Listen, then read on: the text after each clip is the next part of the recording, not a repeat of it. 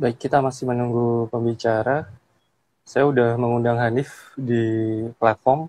Jadi kita nanti sebentar lagi akan mulai. Jadi selamat datang kepada teman-teman semuanya. Jadi kita udah ada di IG Live untuk sesi tanggal 19 ini. Oke, oke, invite pagi. Tadi sebenarnya Hanif udah datang di sini, tapi udah online. Oke, kita udah connect dengan Hanif. Oke, selamat datang Hanif. Ya. Halo, Halo semuanya, jadi selamat datang Hanif, sehat-sehat ya, kayak gitu. Gimana kabarnya nih? alhamdulillah sehat mas. Oke, oke, selamat datang buat teman-teman lainnya yang udah bergabung di IG Live kali ini. Kita akan membahas topik yang sangat baik nih, jadi geologis di tengah bencana. Jadi kali ini narasumbernya spesial banget yaitu Hanif. Ya, sebelumnya kita kenalan dulu nih kepada audiens di IG Live ini. Jadi kenalan dulu dong, Mas Hanif nih gimana? Oke, silakan Mas Hanif. Oh ya, selamat malam semuanya. Hello everyone. I think I saw some of my old friends. Uh, Nama saya Hanif, Hanif Sulaiman. Ini kan karena forumnya di IAG UPN ya. Saya Iya, Teknik Geologi angkatan 2008 UPN Jogja. oke. Oke, Mas Rif, sekarang kesibukannya apa ini? Jadi di tengah-tengah banyaknya aktivitas ini. Oh, kesibukannya lumayan macam-macam sih. Cuman sekarang kan aku bergerak di bidang kebencanaan ya. Mhm, Sekarang aku uh, menjadi STA, ya, short term advisor atau semacam konsultan dari sebuah program mhm, kerjasama antara Indonesia Australia yang membantu mhm. BNPB dalam penanggulangan bencana lah bisa dibilang. Oke, oke. Jadi menarik banget ya teman-teman semuanya. Jadi Hanif ini dia adalah angkatan 2008, lulusan geologi UKM juga. Jadi Hanif ini salah satu geologis yang bergerak di bidang kebencanaan. Oke, kali ini kita akan mengulik lebih jauh lagi tentang aktivitas Hanif atau bagaimana peluang seorang geologis untuk berada di tengah-tengah eh, lembaga atau instansi yang menangani kebencanaan itu. Oke, Hanif, awal mulanya tertarik dengan eh, konsentrasi atau fokus kebencanaan itu gimana sih nih awal mulanya kayak gitu? Awal mulanya kalau aku trace back mungkin pas pas ini ya, pas ngerjain skripsi. Dulu tuh Mhm, aku skripsi bareng teman satu angkatanku tuh bareng Eja, bareng Ayu, bareng Bowo. Kita skripsi mhm, di Ponjong, topiknya mhm, tuh membahas batuan karbonat. Sebenarnya topik risetku tuh terkait mhm, sekuen stratigrafi karbonat. Cuman ketika di lapangan tuh aku kadang merasa apa ya, merasa kayak aku tuh ngapain sih gitu melakukan penelitian karbonat. Aku merasa pengen uh, apa namanya tanpa mengecilkan bidang-bidang lain gitu ya di ilmu kebumian. Aku merasa bahwa aku ingin melakukan sesuatu hal yang lebih mhm, berdampak gitu, yang impactnya lebih lebih lebih kelihatan. Tapi mhm, prosesnya pun nggak secepat itu. Ketika aku selesai ngerjain skripsi pun, aku sempat kerja di konsultan oil and gas dulu, terus kerja lagi di konsultan kebencanaan, sempat sempat join di PSMB juga karena ada mhm, ketertarikan itu aku join sama timnya Pak RT di PSMB. Buat teman-teman mhm, UPN mungkin familiar ya, Pusat Studi Manajemen Bencana yang ada di Babarsari. Terus ya selama berproses akhirnya aku juga S2 tesisnya tentang paleo tsunami. Terus mhm, sekarang tergabung juga di organisasi namanya Uinspire. Teman-teman bisa cek di uinspire.indonesia. Di situ itu mhm, kayak semacam platform buat anak-anak muda dan juga profesional muda yang ingin bergerak di bidang kebencanaan mhm. untuk saling terkoneksi gitu ya, saling support dan juga kita bisa seru-seruan bareng di situ. Oke, jadi menarik banget ya aktivitas Hanif ini. Jadi awal mulanya tertarik dengan kebencanaan karena meneliti karbonat sih.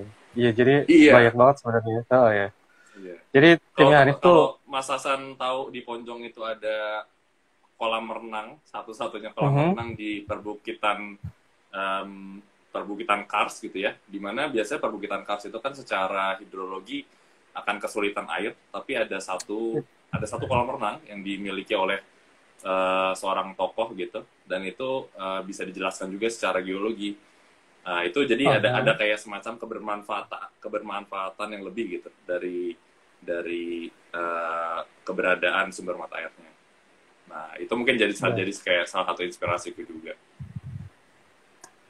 Oke, jadi menurut Hanif nih, geologis nih udah banyak belum sih yang bergerak di bidang kebencanaan? Kalau misalnya kita lihat di organisasinya Hanif yang aktif saat ini ya, dan berbagai lembaga yang saat ini, jumlah geologis di tempat kamu ada berapa gitu? Menarik sih. Aku nggak tahu angka pastinya berapa geologis yang ada yang tergabung di Uinspire gitu. Cuman kalau selama ini kita beraktivitas, memang nggak banyak yang memiliki background geologi. Terus kalau kita melihat ke belakang gitu ya, di kampus pun mata kuliah yang kaitannya dengan kebencanaan kan paling ada kelasnya Pak ET ya, manajemen kebencanaan. Dan itu paling cuma ada satu kelas. Jadi memang sebenarnya bidang kebencanaan adalah salah satu opsi untuk teman-teman mahasiswa geologi, cuma memang bukan salah satu menu utama lah bisa dibilang ya. Kalau kita lihat dari porsi mata kuliah dan juga keterpaparan informasi yang ada di kampus. Oke. Jadi lebih banyak dari apa ya, konsentrasi atau jurusan lain ya yang saat ini Hanif ada gitu. Jadi kayaknya apa ya, geologis kurang mengambil porsi yang sebenarnya itu adalah salah satu gimana ya, salah satu tugasnya geologi sebenarnya ya, kalau dipikir. Bener nggak nih kayak gitu? Mungkin itu statement yang terlalu kuat karena sebenarnya ada memang geologis. Tadi kan pertanyaannya adalah seberapa banyak geologis yang ada di Uinspire kan. Tapi kalau di bidang kebencanaannya itu sendiri, menurutku cukup banyak juga geologis yang mengambil peran. Tapi memang tidak terlalu banyak dari ibaratnya circle kita gitu, dari teman-teman geologi UPN, teman-teman di komunitas kita lah bisa dibilang. Oke. Jadi semakin bertambahnya jurusan geologi tentunya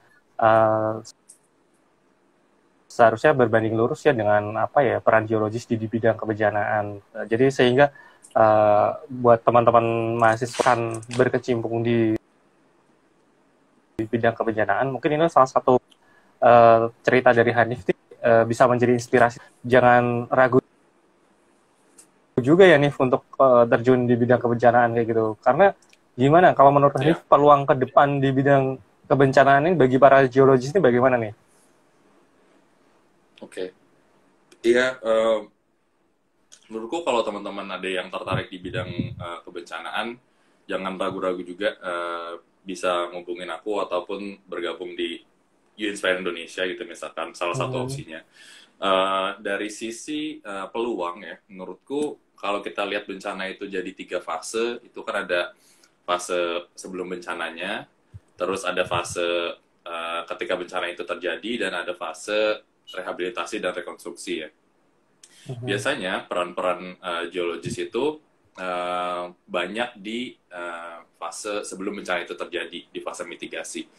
Ada banyak kajian risiko yang dilakukan yang perlu ekspertis dari geolog gitu. Dan masing-masing bencana itu memiliki ekspertis masing-masing. Jadi kalau yang aku pahami sekarang, yang aku observasi juga gitu ya, expert di kajian tsunami gitu. Pertama gini deh, kita lihatnya lokus kali ya. Misalkan kita ngomongin Jogja karena kita alumni UPN nih, ataupun teman-teman yang nonton masih kuliah di UPN.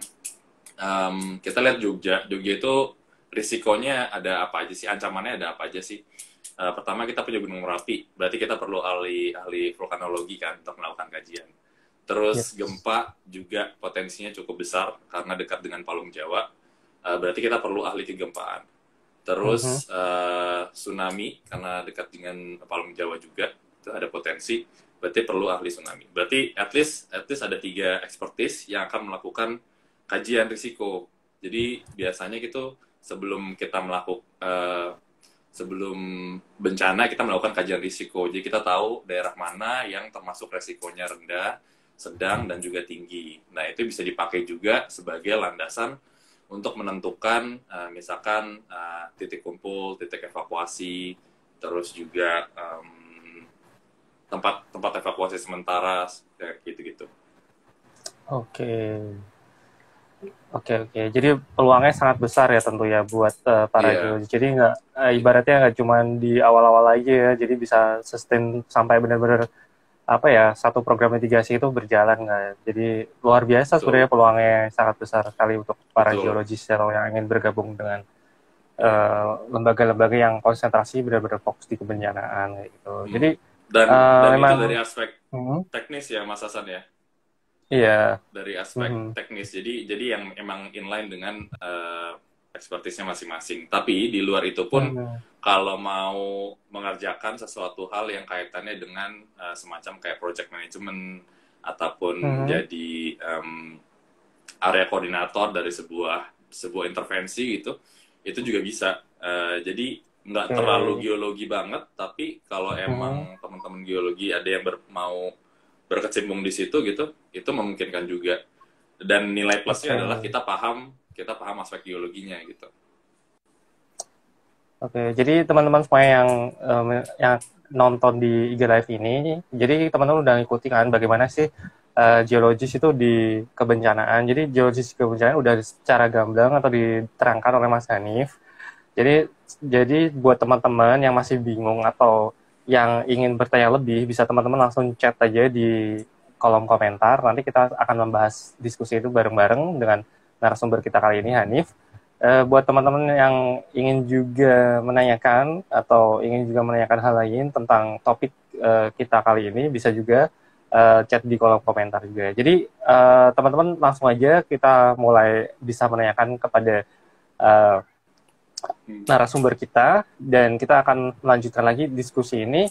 Jadi Mas Arif selama di You Inspire nih kan, jadi Mas Arif bilang kalau misalnya bekerja atau berada di You Inspire ya. Jadi selama berada di You Inspire ini, uh, Mas Arif melihatnya apakah peran anak muda ini, ya kita kan kalau misalnya kita bicara You Inspire kan kita anak muda juga ya, peran anak muda ini di bidang kebencanaan ini Mas Arif. Jadi peran anak mudanya ini gimana?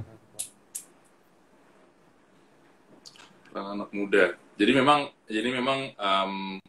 menurut apa yang aku pahami gitu ya, sebenarnya Mhm. anak-anak muda itu banyak yang berkecimpung atau concern dan juga interest dengan kebencanaan.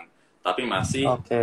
mereka masih terpisah-pisah, masih melakukan intervensi sendiri-sendiri masing-masing segala macam. Nah, Inspire ini ada untuk menjadi platform bersama teman-teman Mhm. baik itu yang di daerah ataupun melakukan intervensinya di luar negeri sekalipun gitu ya, itu bisa tergabung di Mhm. Inspire. Jadi kita bisa saling terkoneksi dan saling support untuk ya, intervensinya masing-masing gitu ataupun kegiatannya masing-masing untuk pengurangan risiko Oh, bencana. oke. Jadi kalau kita tahu juga Uspire ini nggak cuma di Indonesia aja ya Mas Hanif ya. Bet- Iya, Mhm. aku Jadi ada nge-freeze di ya kayaknya. mana?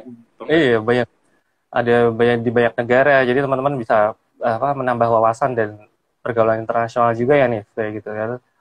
Jadi nggak ada salahnya teman-teman mulai apa mengulik atau mencari tahu tentang Uninspire. Kalau misalnya teman-teman mulai tertarik, bisa juga langsung mengkontak Mas Hanif. Nah, kalau mulai teman-teman mulai tertarik di bidang kebijakan juga, teman-teman bisa memulai berkonsentrasi atau fokus di area yang teman-teman sukai kayak gitu. Oke, by the way ngomong-ngomong soal ya tadi udah dijelasin dari berangkat skripsi, terus tentang paleo tsunami. Kita sedikit Hmm. flashback nih cerita-cerita. Risetnya Nah, Mas Rif tentang paleo tsunami itu awal mulanya gimana ini? Kok menarik banget ya. Jadi risetnya Mas Rif ini salah satu hal penting sih menurutku di informasi khasanah kebumian Indonesia tentunya. Jadi tentang paleo tsunami yang ada di pesisir selatan Jawa ya nih kayak gitu ya. Oke, silakan Mas Rif. ya, Kayaknya menarik kayak gitu. hmm. Ceritanya lumayan panjang sih. Ini aku kayaknya mah nge-freeze ya. Aku kedengeran nggak suaranya, Mas? dengar. Sebenarnya nggak nge-freeze sih. Jadi kayak apa, nurunin Oh, kualitas gambar aja kayak gitu. Jadi kayak oh, oke kayak oke. nurunin Oke, aku kualitas cerita gambar aja ya. aja ya. Oke. Oke oke. Oke, Jadi silakan. awal tuh ceritanya panjang ya. Ini kita kita kayak Mm-mm. ngobrol-ngobrol aja kan Mas ya. Iya, kita diskusi aja. Kalau IG Live-nya ya GeoPen tuh nggak usah apa ya, serius-serius kayak gitu. Nanti kalau Oke oke ditanyain, oke. aduh belajar terus nih kapan kerjanya, kayaknya tuh repot kan kita. Iya iya. Oke, silakan Jadi kalau silakan. kita kalau aku pikir-pikir ya, titik awalnya adalah di tahun 2013 sebenarnya. Tahun 2013 tuh aku lulus 2013 kan.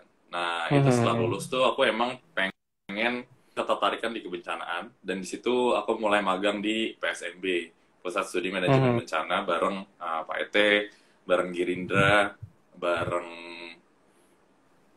Jambrong, bareng Dadan. Nah, di situ nggak lama setelah itu, aku kan di kampus paling dekat sama Pak Pras ya, karena aku dulu Hmm. geologi struktur konsentrasinya. Nah, aku sempat cerita juga sama Pak Pras. Pak Pras, saya kayaknya pengen fokus di kebencanaan, Pak. Terus Pak Pras support gitu kan. Terus nggak lama, Pak Pras bilang bahwa nanti akan ada dosennya, nanti akan ada dosen pembimbing beliau waktu beliau S2 di US Hmm. akan datang ke UPN untuk paparan karena mereka mau ada penelitian di Ambon. Nah, akhirnya aku datang tuh ke presentasinya di kampus di lantai 1. Terus Hmm. setelah itu, setelah tahu bahwa mereka mau ke Ambon, aku juga di tahun yang sama, di bulan yang bersamaan juga, itu ada sebuah inisiasi pelestarian permainan tradisional. Jadi aku sama teman-temanku yang tergabung di alumni student exchange gitu, kita menang menang lomba proposal lah. Nah, tujuannya kita ingin melakukan pelestarian permainan tradisional. Salah satu kota yang kita datangi untuk riset adalah Masohi. Masohi itu kota Hmm. di Pulau Seram. Jadi kalau dari Ambon, kita tinggal nyebrang doang. Nah, kebetulan ketika mereka akan ke Ambon itu, aku ada di Masohi. Jadi aku bilang, boleh nggak aku join risetnya di Ambon setelah aku selesai kegiatan.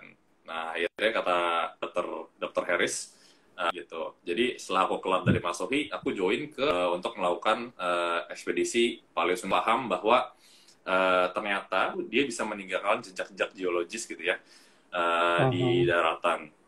Nah, itu aku baru pertama kali tahu juga. Terus selain di Ambon, kita juga ke Banda Neira. Di situ juga ada bukti-bukti lain gitu selain endapan paleo tsunami. Tapi Hmm. kalau teman-teman tahu uang pecahan 10.000 yang baru, yang warna ungu, itu kan di belakang ada gambar benteng Belgika ya, benteng Belanda Belgika. Nah, benteng itu awalnya adalah benteng Nassau. Benteng pertama itu adalah benteng Nassau yang lokasinya lebih rendah. Kemudian pada tahun, aku lupa tahunnya lagi, kayaknya sebaiknya aku nggak nyebut karena pasti salah.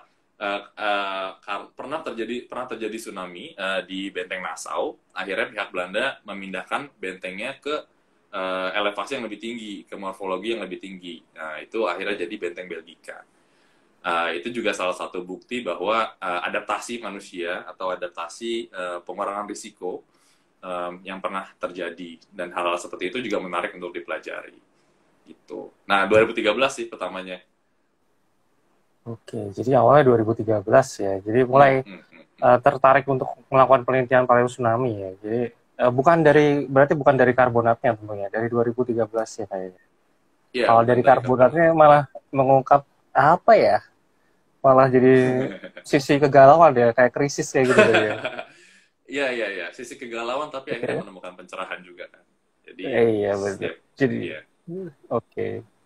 Jadi di awal 2013 mulai melakukan penelitian tsunami di Hmm. Palestina. Jadi selanjutnya terus gimana nih Mas? Terus dapat pembimbing lalu apply scholarship atau gimana? Terus mulai benar-benar concern di tesisnya kayak gitu. Ya, nggak sebenarnya berproses juga ya dari 2013 itu Hmm. em, kita tetap butuh makan kan Mas ya. Jadi akhirnya aku kerja-kerja juga kan, kerja-kerja yang lain. Kalau aku pertama kalau nggak salah ikut konsultannya almarhum Ibu Prem gitu sama teman-teman yang Mhm. ada di Jogja. Hmm. Siap Mas. Eh, biasakan Mas Pur, tolong dibiasakan. Ya, aku ikut di konsultan Ibu Prem. Di situ ilmu sequence karbonat lumayan kepake karena kita melakukan uh, subsurface analysis gitu ya. Melakukan Hmm. korelasi juga dan yang kita kaji adalah salah satunya batuan karbonat. Terus dari situ aku pindah ke GDA. Di sini ada senior kita juga, ada Mas Pur. Oke. Pindah ke GDA, kita melakukan penelitian di Pulau Timor. Oke. Dari situ itu berproses aku apply beasiswa juga Mas Hasan Oh, oke. karena prosesnya cukup lama. Awalnya aku Iya. mau sekolah ke awalnya aku mau sekolah ke Jepang Mhm. pakai beasiswa Monbuko Gakusho tapi nggak lolos. Terus aku coba Mhm. beasiswa Fulbright namanya Mhm. ke US. Nah di Mhm. situ prosesnya juga panjang. Tapi aku ingat banget, aku sesi wawancara itu masih di Jogja posisinya. Terus berproses, aku pindah ke Tebet di Jakarta, kerja di GDA. Itu sambil berproses juga beasiswanya. Aku ambil les, kursus-kursus GRI gitu. Terus juga belajarnya juga di kantor GDA. Tiap sore gitu. Sampai akhirnya aku dapat jadwal jadwal tes TOEFL IBT dan juga GRE-nya untuk Fulbright. Jadi Kalau ada yang panjang kurang banget kan jelas, prosesnya. iya iya lumayan Mas. Iya, jadi emang bener banget teman-teman semua. Jadi proses mendapatkan suatu beasiswa itu panjang banget prosesnya. Kalau misalnya prosesnya pendek itu ya rezeki sih ya, jadi kayak gitu. Ya, Rezeki bisa kayak gitu. Jadi tadi teman-teman udah denger kan gimana sih caranya dapat proses suatu beasiswa gitu. Karena emang challenge-nya Fulbright itu banyak banget ya, IBT sama GRE ya, yang bikin bener-bener susah kayak gitu. Jadi ya. setelah itu kan harus cari profesor dan lain sebagainya kan. Hmm. Jadi risetnya Hanif untuk tesis ini ke lapangan lagi atau melanjutkan dari awal yang di 2013 itu nih? Oke.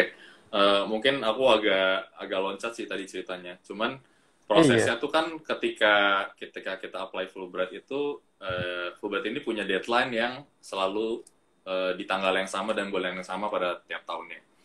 Jadi tiap iya tahun dia betul. buka, terus deadline-nya itu selalu di tanggal 15 Februari. Nah, ketika kita ngirim aplikasi itu, kita ngisi formnya, terus kita bikin 2 esai, kalau nggak salah, Mhm. personal statement sama study objective. Kita mau penelitian apa gitu ya. Nah, fun fact, di study objective itu aku nggak nulis mau melakukan penelitian mengenai tsunami. Karena Oh, waktu itu aku nggak, hmm, apa ya, melihat dari kacamata Fulbright gitu ya, melakukan penelitian paleo tsunami, expert tsunami-nya itu nggak banyak di US. Tapi ada salah satu expert yang emang dipandang banget gitu ya dari um, University of Washington kalau nggak salah.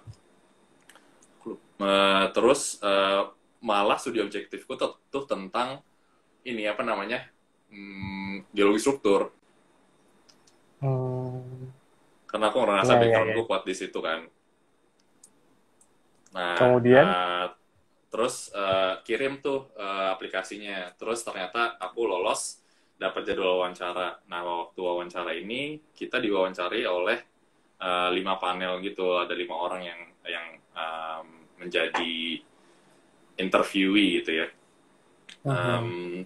3 itu kalau nggak salah dari orang Amerika, terus 2 itu alumni Fulbright yang ada di Jogja, karena aku kan wawancara di Jogja. Nah, wawancara selesai, ketika kita dikabarin lolos, nah itu nanti akan ada proses kita diminta untuk belajar untuk mempersiapkan TOEFL IBT dan juga GRE. Oke. Enaknya Fulbright itu kita dibayarin nih untuk TOEFL dan juga GRE-nya. Kan kalau Iya. kita bayar sendiri lumayan ya. Kalau TOEFL IBT aja Iya, mungkin lumayan banget. sekitar 2 Terus juta, berapa GRE berapa juga kali tes tuh kalau misalnya dibayarin dua. sampai Aku lulus? kemarin aku kemarin 2 kali sih. Oh, dibayar Masing-masing dua dua kali kali. tes. Ya. Oke. Jadi termasuk salah satu benefit ya kalau misalnya kita lulus dari Fulbright seleksi tahap awal, lalu GRE sama TOEFL IBT-nya tuh dibayarin sampai 2 kali teman-teman. Jadi kalau misalnya yang satu itu biasanya ya, kalau GRE sekali itu nggak tembus ya gitu kan. Baru yang kedua, ketiganya gitu loh biasanya. Kedua lah kayak gitu. Iya. Itu bener banget Kalau emang rata-rata kayak gitu sih. Oke. ya.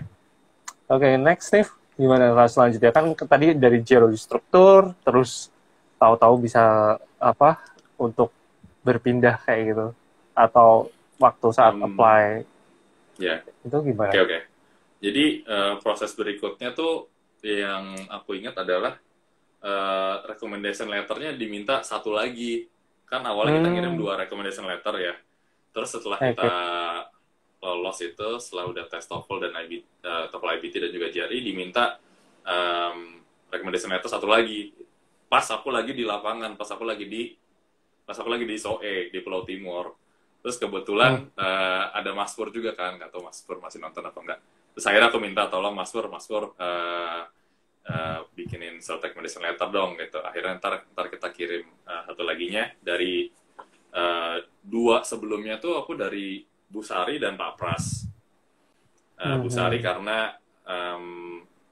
dosen pembimbingku Bu Sari, terus kebetulan waktu itu rektor, jadi kayak dari sisi gelar dan dari sisi posisi itu Gak memungkinkan udah lah ya. mantap banget gitu ya. Terus Pak Pras, iya, terus Pak Pras karena aku paling dekat sama Pak Pras, jadi recommendation letternya salah satu tips juga mungkin recommendation letter itu cari yang dosen yang paling kita kenal gitu, paling memahami kita. Terus yang ketiga dari tempat aku bekerja gitu ya, berarti ada 2 dari kampus, 1 dari kantor lah ibaratnya. Terus akhirnya setelah dikirim itu ada semacam revisi esai dulu sih. Jadi esai yang sebelumnya kita kirim tuh ada semacam fase review di mana kita diminta untuk Hmm, perbaiki. Nah oke. setelah itu beres, akhirnya kita diminta untuk melist 4 kampus. Jadi dari aplikasi kita itu mau dikirim kemana gitu. Kita riset-riset sendiri sih kampus mana yang cocok dengan aplikasi kita, dengan studi objektif kita juga. Nah akhirnya aku ngelis 4 kampus. Aku lupa ingat sih kampusnya. Ini perlu disebutin nggak ya?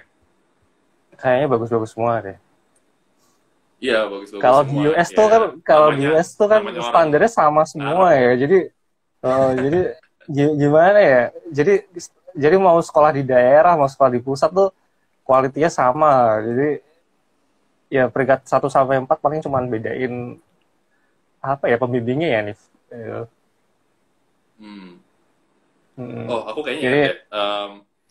Aku pilih CSM, Colorado School of uh-huh. Mines, terus pilih ASU, Arizona State Hmm. University, karena dulu aku sempat exchange di situ, terus BYU, karena kampusnya Hmm. Dr. Harris, pernah penelitian di situ, terus satu lagi tuh, apa ya, Rutgers kalau nggak salah, Rutgers di New Jersey.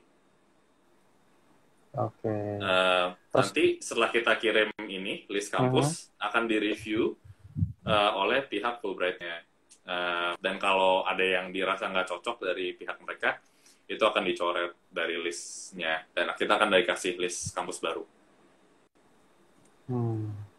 Terus akhirnya keterima atau terpilih BIU ya gitu ya. Iya, jadi akhirnya list yang aku dapat balik itu adalah ASU, Rutgers, BYU, sama University of Houston.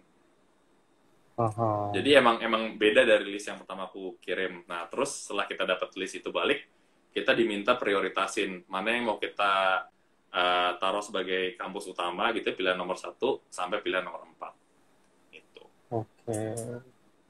Akhirnya terima gitu. Singkat ceritanya. Iya, iya. Singkat cerita, ada yang ditolak, ada yang di ghosting, ada yang diterima. akhirnya aku terima Oh, di BYU. oke.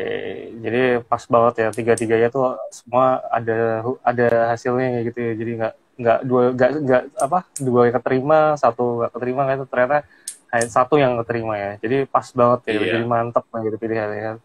Oke iya. oke. Kayaknya Jadi jodohnya emang ke situ menurut sih gue emang. iya.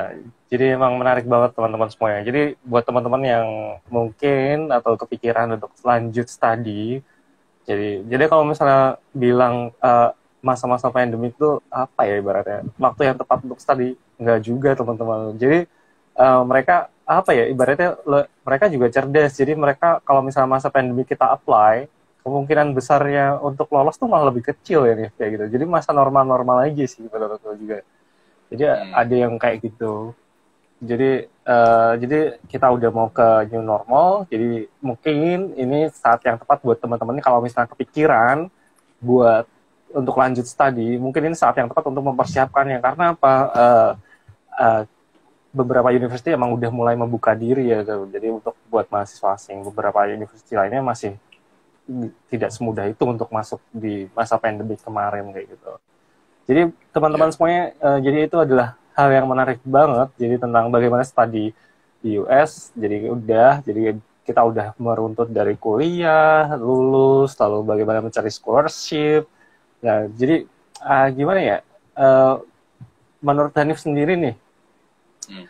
saat melakukan studi master itu, bagaimana tips untuk menyelesaikan tepat waktu? Karena full break kan, ya boleh lah boleh lah apa panjangin dikit ya gitu kan. Dipanjangin dikit boleh tapi kan nggak semuanya dikabulin kan sebenarnya kalau yang mau minta perpanjangan kayak gitu jadi Iya. kayak gitu emang kayak gitu jadi gimana nih jadi membagi waktu dan perannya kayak gitu kan jadi emang benar-benar tesisnya pun agak ruwet juga sih kalau kalau dilihat-lihat kayak gitu kan oke silakan nih.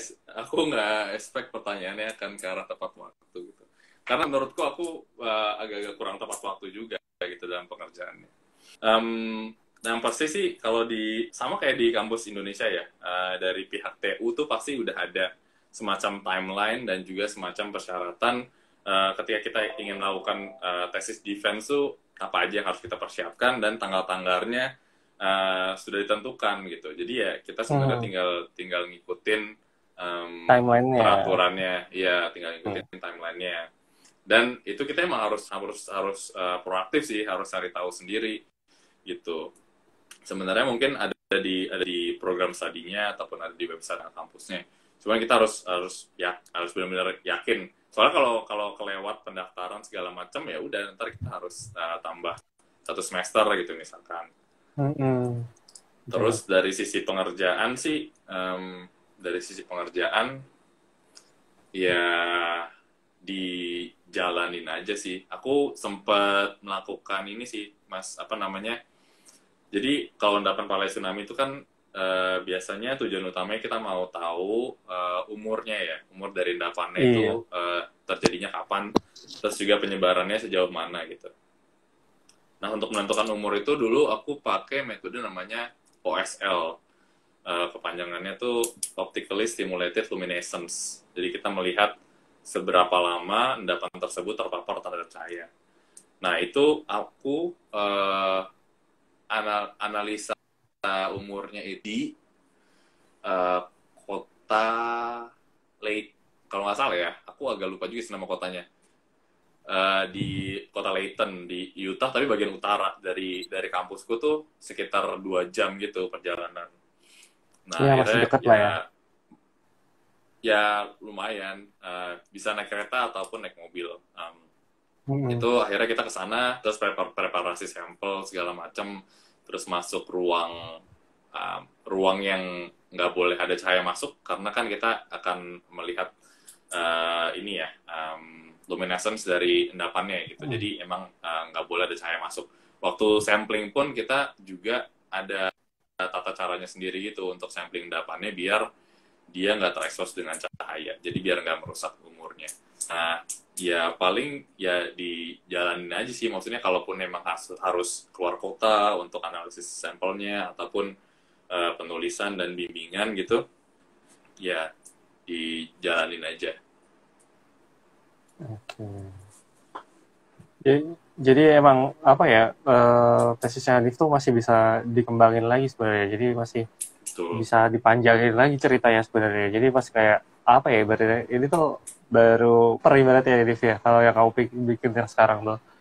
Jadi tuh masih banyak Iya, banget yang bisa dikembangin lagi gitu untuk berikutnya kayak gitu. Jadi iya. emang topik Paleo Tsunami itu masih baru banget dan itu informasinya penting banget buat kita tahu ya waktu Hmm, saat itu, dan itu bisa menjadi referensi daerah-daerah yang potensi tsunami sehingga kita bisa membuat bagaimana mitigasinya kayak gitu. Jadi emang ya, untuk kedepannya sebenarnya geologis itu sangat penting di kebencanaan. Jadi kita udah tahu ceritanya Hanif bagaimana dia memulai terus mencari, mendapatkan beasiswa, lalu menjalani proses dan lain sebagainya. Jadi kita udah bisa menarik kesimpulannya kayak gitu kan. Jadi udah mulai runtut nih. Jadi setelah kembali ke Indonesia nih, kayak kita kan tesisnya udah tentang paleontologi tsunami dan lain sebagainya, ya, udah sampling juga kan, kita nggak perlu tahu kan berapa durasi untuk penelitian lapangannya karena udah timeline masing-masing lah. Oke, jadi hmm, menurut Hanif nih saat ini kan banyak banget nih geologis kita ya yang lulus lah ya, fresh graduate lah kayak gitu kan. Jumlah kampus yang ya, membuka jurusan geologis pun sangat banyak gitu. Sedangkan kalau kita tahu ya, kalau kita ya. studi di luar ya, kampusnya tuh malah makin menyusut makin kesini untuk jurusan geologis ya kayak gitu. Karena Hmm, uh, karena emang trennya tuh berbeda banget ya gitu kan. Jadi emang yang aku alamin kalau aku lihat di luar emang gimana ya, jumlah mahasiswa geologis itu menurun kayak gitu. Nah, yang dari luar. hmm, Tapi kalau di Indonesia malah semakin banyak dan kampusnya semakin banyak kayak gitu. Nah, ini kan otomatis kita memiliki sumber daya manusia yang tinggi ya, yang ya. secara kuantitas tinggi ya gitu. Nah, oke, dengan jumlah kuantitas yang tinggi ini, menurut Hanif apa sih yang mendasari Hanif ini supaya teman-teman ini mulai bergerak gitu loh, di daerah masing-masing untuk uh, apa ya ibaratnya untuk menjadi aktif lah relawan di kebencanaan kayak gitu kan, daripada mager kayak gitu kan kayak gitu ya. Jadi apa ya kayak gitu kan, dari hati nuraninya Hanif itu sampai Hmm. iya nih kayaknya aku perlu nih ke kebencanaan kayak gitu, dan gue geologis kayak gitu kan. Pertanyaan yang berat sih, emang. Iya sih emang. Dan memang tugas teman-teman yang memiliki concern di kebencanaan untuk mainstreaming gitu ya, informasi-informasi terkait kebencanaan, dan juga mungkin tadi kalau Mas Hasan nyebut kerelawanan gitu di Hmm. daerah, juga ya mungkin orang juga mereka tidak melakukan sesuatu karena mereka tidak tahu gitu ya. Jadi Hmm. aku melihat ini juga sebagai suatu hal yang reflektif gitu ya terhadap apa yang aku lagi lakuin gitu, terhadap dengan dan juga teman-teman di Inspire Indonesia. Um, Harapanku sih mungkin ya salah satu harapannya dengan adanya live ini kita bisa melihat bahwa sebagai geologis kita tidak opsinya tuh lebih dari apa yang mainstream gitu, seperti kayak tambang ataupun perminyakan. Tapi ada opsi-opsi lain di mana teman-teman kalau memiliki ketertarikan itu bisa mencoba mencari tahu lebih dalam. Bisa juga kayak dari hidrogeologi, terus kayak aku misalkan di kebencanaan. Um, di angkatanku aja kayaknya yang bekerja di bidang kebencanaan tuh setauku ya ada ya teman-teman yang ASN mungkin ada lumayan banyak ya, ada teman-teman yang di PVMBG, terus ada teman-teman yang masuk LIPI gitu, terus di luar struktur pemerintahan itu um, yang setauku tuh kita bisa kerja juga di NGO yang kaitannya dengan pengurangan risiko bencana gitu. Harapannya sih ini bisa jadi opsi tambahan ya buat teman-teman. Dan kalau ada yang tertarik, kalau mau tanya-tanya ke aku langsung juga boleh. Atau setauku 2008 yang di bidang kebencanaan lagi ada Girindra ya. Girindra sekarang lagi kerja di Red Air. Mungkin nanti live berikutnya bisa ngajakin Girindra juga. Oke, nanti di kontak aja nih. Jadi yang Ya, di itu. Jadi jadi semakin banyak geologis yang berkecimpung di bidang kebencanaan semakin baik tentunya ya, karena kita tahu apa ya ibaratnya alur kayak gitu kan, kita tahu ilmunya lah. Jadi bagaimana untuk apa meyakinkan masyarakat nih kan. Jadi kalau kita membangun komunikasi sains tepat lah ya, karena trust-nya tuh udah kebentuk dulu kayak gitu kan. Jangan kan apa ya ibaratnya sebagai seorang geologis yang dimana dia dituntut untuk mendongengkan sesuatu yang eksak ya. Jadi kita udah dapat dulu sebenarnya ilmunya kayak gitu kan. Jadi emang benar banget yang dikatain Hanif teman-teman semuanya. Jadi teman-teman kalau misalnya mulai tertarik dalam suatu bidang, mulailah mencari tahu kayak gitu kan, mencari tahu. Jadi emang dari beberapa narasumber yang kita panggil, yang kita IG live, itu hampir semuanya mengatakan kayak gitu teman-teman semuanya. Jadi buat para mahasiswa yang saat ini nonton atau para fresh graduate yang belum dikatakan terlambat ibaratnya karena masih benar-benar fresh. Jadi kalau misalnya teman-teman udah mulai tertarik dari suatu bidang, mulailah mencari tahu dengan mengontak-ngontak alumninya kayak gitu. Kalau syukur dibalas, kalau nggak dibalas ya jangan baper kayak gitu kan. Ibaratnya jangan ibaratnya jangan apa ya, jangan terlalu semangat ya gitu kan. Kayak gitu. Jadi emang benar banget. Jadi tipsnya pun hampir sama semua teman-teman semuanya. Jadi mulailah memulailah dulu ya, mulai aja dulu lah. Kayak gitu. Oke nih. Jadi kita udah tahu ya ceritanya semuanya dari bagaimana kuliah, dari skripsi, tesis, study di US, dan di Inspire, kayak gitu.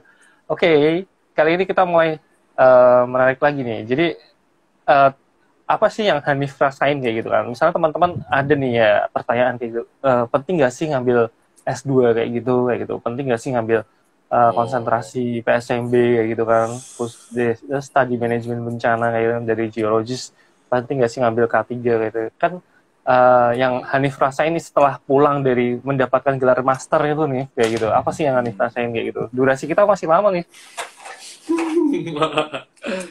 Apa ya,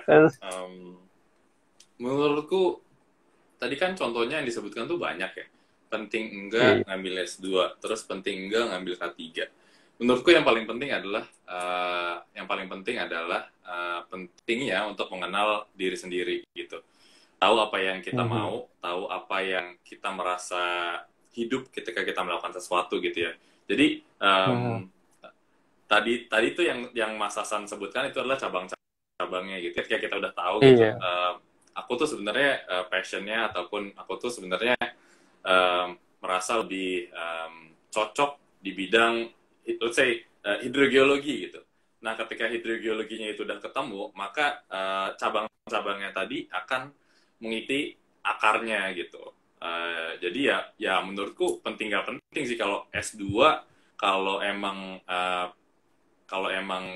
tadi misalkan kita pakai contoh hidrogeologi gitu, kalau emang ingin melakukan suatu kajian, ingin melakukan suatu riset yang lebih tingkatannya lebih dibanding skripsinya terkait hidrogeologi, ya go for it gitu. Ya ambil aja S2. Terus kalau ada teman-teman yang concernnya di HSE, mau ambil sertifikasi K3, kalau emang itu adalah sesuatu yang kalian mau, kalian pahami bahwa itu adalah sesuatu yang kalian banget, ya ambillah gitu. Jadi memang menurutku tadi dari cabang-cabang keinginan itu gitu ya dicari dulu akar keinginannya itu apa. Oke. Jadi buat teman-teman yang masih bingung ya, jadi banyak banget nih kan apa ya ibaratnya ini fresh graduate yang antara bimbang untuk meneruskan atau untuk kan apa ibaratnya di jumlah lulusan kita banyak banget, tapi jumlah opportunity atau kesempatan peluangnya itu sangat tipis ya. Dan orang-orang pada banyak untuk memikirkan lanjut studi atau tidak ya gitu kan.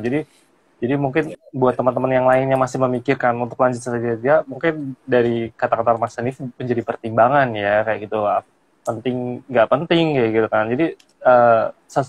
Jadi gimana ya intinya, kalau misalnya mau studi lebih ya emang itu yang harus dilakuin kayak gitu, emang itu yang harus didapat kayak gitu, yang harus dilakuin. Dan satu hal yang mungkin teman-teman yang dapat banget manfaatnya. Kalau misalnya kayak Mas Hanif ini ya studi di luar, pengalamannya beda ya Mas Hanif ya kayak gitu. Jadi pengalaman yang didapat, terus cara ngadepin orang, terus komunikasi skills-nya juga beda kayak gitu. Bener nggak Mas? Jadi apa yang Mas dapat Betul, betul. setelah pulang dari US tuh pasti apa ya tingkatannya lebih tinggi lah ya Mas kayak gitu, yang pengalaman yang didapetin kayak gitu. Bagaimana sih accent English-nya kayak gitu kan? Bener banget. Jadi gimana nih Hmm, Mas? Bener gak sih yang yang Mas Hanif alami setelah pulang dari US ini? eh, Oke lah kayak gitu, kayak gitu. Jadi ya nggak sia-sia lah ibaratnya ya, nggak ada yang sia-sia kayak gitu kan. Justru malah menjadi pengalaman yang berharga ya kayak gitu. Oke, betul, betul. silakan Setuju Mas. sih kalau nggak ada yang sia-sia. Karena itu kan proses bagian dari kita. Kalau teman-teman yang Hmm. udah melakukan S2 itu pasti tahu bagaimana beratnya dunia akademis, apalagi kita harus ke luar Indonesia gitu ya, pasti ada tantangan lebih, Hmm. uh, adaptasi lebih, kayak misalkan dari kita familiar dengan cekungan yang ada di Indonesia, dengan formasi-formasi batuan yang ada di sini, tapi ketika kita misalkan kayak kemarin contohnya adalah ketika aku belajar di Amerika, ya kita mau nggak mau kita harus pelajari juga formasi-formasi batuan di US itu seperti apa, proses tektoniknya seperti apa, kenapa ada pegunungan, dan juga kenapa ada dataran di bagian yang sama misalkan. Terus ada, tapi menurutku ya itu ketika itu menjadi tantangan, menurutku itu juga menjadi suatu keseruan tersendiri ya untuk kita pelajarin. Dan kita bisa melihat batuan-batuan yang sama sekali berbeda dengan batuan yang ada di Indonesia gitu. Terus itu dari sisi geologinya. Yang kedua mungkin dari sisi fasilitas kali ya. Fasilitas di kampusnya juga kan pastinya mendukung kita untuk belajar lebih gitu. Ada lab-lab yang memang khusus sesuai kemauan kita. Jadi kita bisa langsung uji XRF, XRD itu di kampus. Itu juga cukup praktis ketika kita sedang belajar ataupun sedang melakukan sebuah penelitian untuk uji kimia ataupun untuk uji apapun apa namanya mineralnya gitu. Nah terus dari aspek non geologi gitu ya, ya kita juga Mhm. harus beradaptasi dengan teman-teman kampus yang uh, dari berbagai macam negara mungkin berkumpul di situ, atau kita menjadi minoritas di kampus tersebut gitu. Ya pastinya akan ada proses-proses dan juga adaptasi yang harus kita lakukan gitu.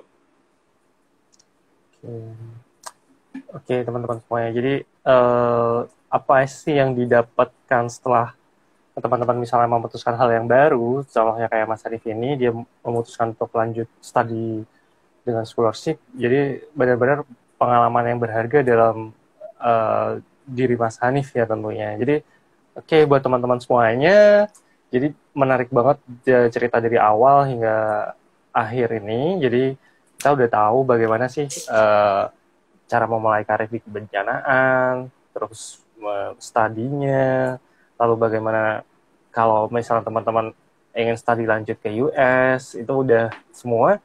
Jadi kita tahu nih ya, bisa mulai teman-teman yang nonton IG Live ini mulai memikirkan setelah kita lulus, kita mau ngapain nih. Emang sih bagusnya ya nih, jadi kita ada kayak semacam career plan kayak gitu ya, career exploration plan kayak gitu sih. Jadi buat Ya, teman-teman tuh nggak galau kayak gitu. Jadi ya salah satunya yang jembatannya IG Live ini. Jadi inisiasinya ada IG Live ini ya buat tahu bagaimana sih company culture itu kayak gimana, terus career plan itu gimana. Jadi teman-teman yang masih mahasiswa atau yang masih fresh graduate ya kayak gitu. Jadi teman-teman tahu kayak gitu langkah selanjutnya yang dilakuin gimana kayak gitu. Jadi nggak ibaratnya kalau misalnya teman-teman mau entrepreneur kita udah ada, terus mau ke kebencanaan kita udah ada, dan kita teman-teman udah tahu semua kayak gitu company culture dan plan ke depannya seperti apa. Jadi kita terima kasih banget buat Mas Hanif nih udah cerita banyak tentang di kebencanaan dan bagaimana studi di S2 nih. Jadi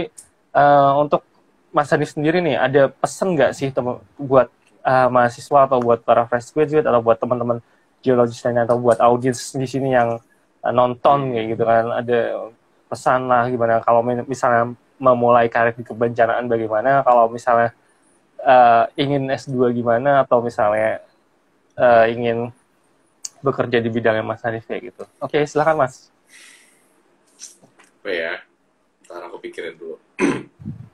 Oke. Pesannya mungkin buat teman-teman mahasiswa geologi PN ataupun yang non UPN atau siapapun yang ikut nonton IG Live ini. Pertama, mungkin karena ini bagian dari aku main streaming bidang kebencanaan juga ya buat teman-teman geologis ataupun calon geologis. Sebenarnya kalau kita lihat-lihat ya dari aspek sustainability itu pasti kalau apa namanya kalau misalkan di oil and gas itu ada fluktuasi harga minyak gitu ya. Terus kalau di batu bara juga ada fluktuasi harga batu bara, itu juga bisa mempengaruhi